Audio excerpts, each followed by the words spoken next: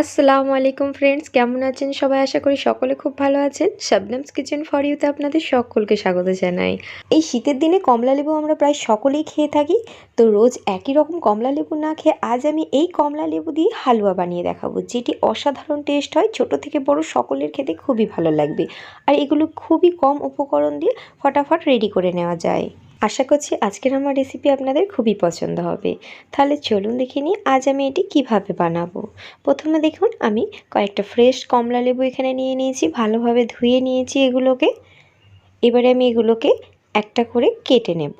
এখানে আমি একটা নিচ্ছি, ছুরির সাহায্যে এটাকে মাঝখান দিয়ে কেটে নিচ্ছি আমি।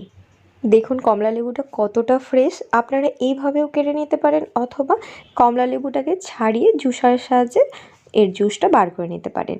তো আমার এইভাবে খুবই সহজ মনে হয়েছে। তো এই ধরনের লেবুর জুস বার করার জন্য এটা সকলের বাড়িতেই আছে আশা করছি। তো আমি এইভাবে করে সমস্ত কটা জুস বার করে নেব। এইভাবে একটা গ্লাসের মধ্যে ছাঁকনির সাহায্যে এগুলোকে ছেঁকে নেব। এতে করে ফ্রেশ জুসটা পেয়ে যাব, আর যত রকমের আঁশ আছে লেবু সেগুলো রয়ে যাবে। তো এইভাবে আমি সব জুসগুলোই বার করে নিয়েছি লেবু থেকে। তো আমি আবারও একটা ছাঁকনির সাহায্যে ছেঁকে নিচ্ছি, যাতে করে কোনো রকম লেবুর একটুও কোনো আঁশ না থেকে যায়। তো দেখুন আমার এখানে 2 কাপ মতো লেবুর রস বেরিয়েছে। আমি কাপটাও আপনাদের দেখিয়েছি। তো আমি এখানে 1 কাপ চিনি অ্যাড করে এটাকে ভালো করে গুলে নেব। তো আমি এখানে চিনিটা 180 গ্রাম দিয়েছি, আর দিচ্ছি এখানে হাফ কাপ কর্নফ্লাওয়ার। এটাকে খুব ভালো করে মিশিয়ে নেব হ্যান্ড উইক্সের সাহায্যে। এবার এখানে মিষ্টির পরিমাণটা আপনারা যেমন মিষ্টি খাবেন সেই অনুযায়ী দেবেন, কম বেশি দিয়ে নিতে পারেন।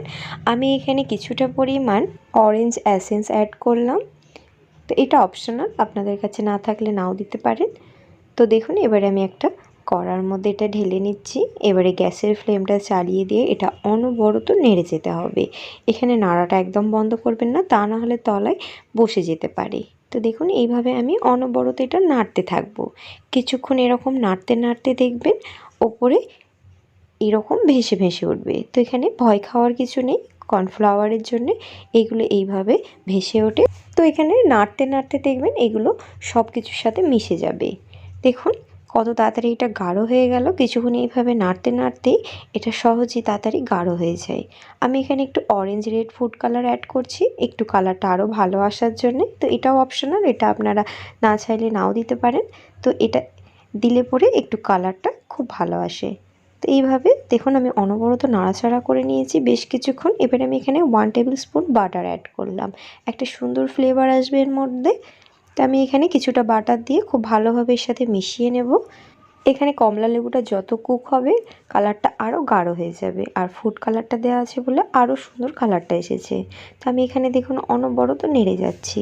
কমলা লেবু দিয়ে এই ধরনের হালুয়া যদি আপনারা বাড়িতে বানান, আশা করছি বাড়িতে যদি বাচ্চা থাকে তাহলে তারা তো খুবই পছন্দ করবে।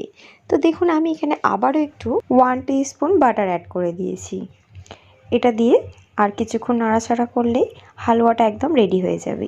হালুয়ার ক্ষেত্রে আমরা বেশিরভাগটা ঘি ইউজ করি, তা আমি এখানে কমলা লেবুর ক্ষেত্রে ঘিটা না দিয়ে বাটারটা দিচ্ছি, একটা অসাধারণ টেস্ট আসবে। তো দেখুন আমি এইভাবে নাড়াচাড়া করতে করতে এখানে আপনাদের দেখাই, প্যান থেকে যখন এইভাবে এটা নাড়ছি দেখবেন একটা জায়গায় জড়ো হয়ে হয়ে আসছে। তো এই ক্ষেত্রে বুঝে নিতে হবে এখানে একদম ভালোভাবে হালুয়াটা কুক হয়ে গেছে। তো এটাকে আর আমি কুক করব না, এটা রেডি হয়ে গেছে। এবারে দেখুন একটা এদিকে কেক টিন আমি নিয়ে নিয়েছি, এটাতে আমি আগে থেকেই ভালো করে বাটার ব্রাশ করে নিয়েছি। এটা হালুয়াটা বানানোর আগে অবশ্যই কাজটা করে নেবেন। এবারে হালুয়াটা যাতে আপনারা সঙ্গে সঙ্গে রেডি করে নামিয়ে নিতে পারেন, যেহেতু এটা খুব তাড়াতাড়ি সেট হয়ে যায়। তো দেখুন আমি এখানে এটা গরম গরম অবস্থাতে এটা এর মধ্যে দিয়ে নিচ্ছি। বাটারটা এই জন্যই দেওয়া, এর মধ্যে আরও একটা বাটারি ফ্লেভার এসে যাবে। এখানে আপনারা তলাতে বাটার পেপারও দিতে পারেন।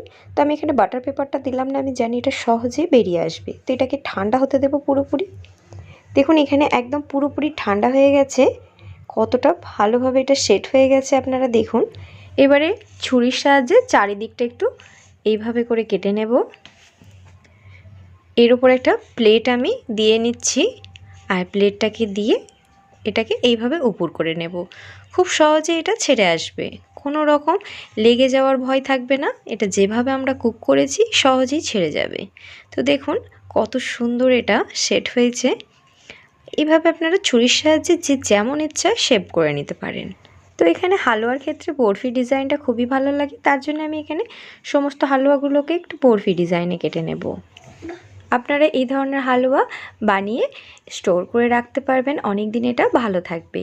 যখন তখন বাড়িতে বাচ্চারা ঝোঁক খুলে সহজেই তাদেরকে দেবেন, আশা করছি তারা ঝোঁক ছেড়ে এটাই খেতে চাইবে। বন্ধুরা, আজকের আমার রেসিপি যদি ভালো লেগে থাকে অবশ্যই একটা লাইক শেয়ার কমেন্ট করে দেবেন। দেখুন এখানে আমি চিনি গুঁড়ো নিয়ে নিয়েছি, আপনারা এখানে গ্রেড যে কোকোনাটটা পাওয়া যায় সেটাও নিতে পারেন এর সাথে। আমি এইভাবে এটাকে দেখতে আরও আকর্ষণীয় করার জন্যে আমি এইভাবে চিনি গুঁড়োর মধ্যে সবগুলোকে বুলিয়ে নিচ্ছি, এইভাবেও খেতে অসাধারণ লাগে। তো এইভাবে আমি সবগুলো করে নিয়েছি। দেখুন ভেতরটা কতটা সফট হয়েছে আমি আপনাদের দেখাই। খুবই স্পঞ্জি এবং নরম তুলতুলে হয়েছে হালুয়াগুলো। এবং ওপর থেকে কিছু ড্রাই ফ্রুট বলতে আমি এখানে পেস্তা বাদামটা অ্যাড করে নিয়েছি, আপনাদের পছন্দ মতো এখানে ড্রাই ফ্রুট অ্যাড করে নেবেন। আজকের মতো আসি বন্ধুরা, নেক্সট কিছু মজাদার রেসিপি নিয়ে আবারও হাজির হয়ে যাব ইনশাআল্লাহ। আল্লাহ হাফেজ।